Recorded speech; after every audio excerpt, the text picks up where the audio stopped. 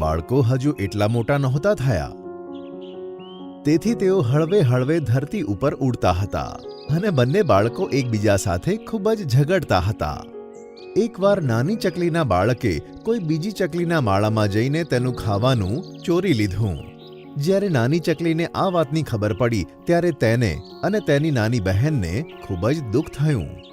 પછી નાની ચકલી પોતાના બાળકને કહે છે, બેટા પિંકુ, આ તે જે કામ કર્યું છે તે બહુ જ ખોટું કામ છે.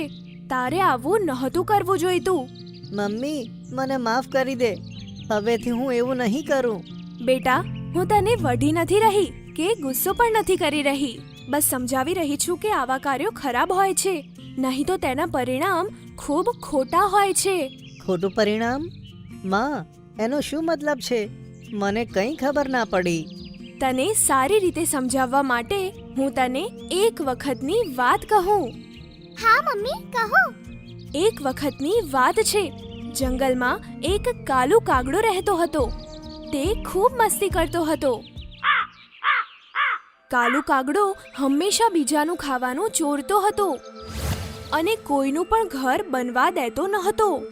પછી એકવાર વરસાદ આવવાનો હતો, તો બધા પક્ષીઓ તેની તૈયારીમાં લાગી જતા હતા.